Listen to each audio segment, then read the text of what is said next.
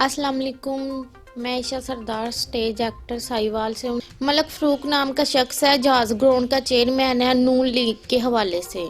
मुझे उसने बहुत ज़्यादा तंग किया हुआ है, बहुत ज़्यादा जलील किया हुआ है। पता नहीं, उधर मैं थिएटर में काम कर रही थी, उधर से उसने मेरा नंबर ले लिया। लॉकडाउन से पहले की बात है, उसने मेरा नंबर ले लिया। मुझे बहुत ज़्यादा पहले पहले तो सही रहा है, ठीक है, 2-3 महीने सही रहा है। बाद में ये मुझे धमकियाँ लगाने लग गया, मुझे मारता है, मुझे बहुत ज़्यादा जलील करता है, ठीक है। मुझे किसी जगह पे काम नहीं करने दे रहा।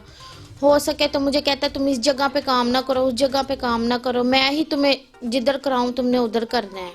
और मुझे कहता है मैं तुम्हें मारूंगा, तुम्हें पीटूंगा, तुम्हें गोलियां मारूंगा। और मुझे कहता है जैसे कि नरगिस की बाल काटे गए हैं वैसे ही तुम्हारे बाल काटूंगा मैं।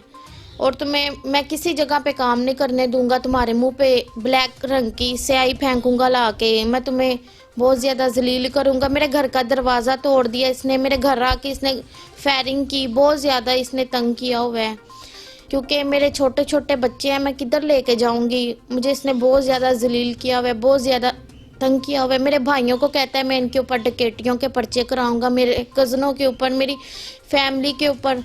और मुझे कहता है जी मैं तुम्हें किसी जगह पे काम नहीं करने दूंगा, तुम्हारे भाइयों के ऊपर ऐसे करूंगा ऐसे करूंगा। बहुत ज़्यादा इसने तंग किया हो।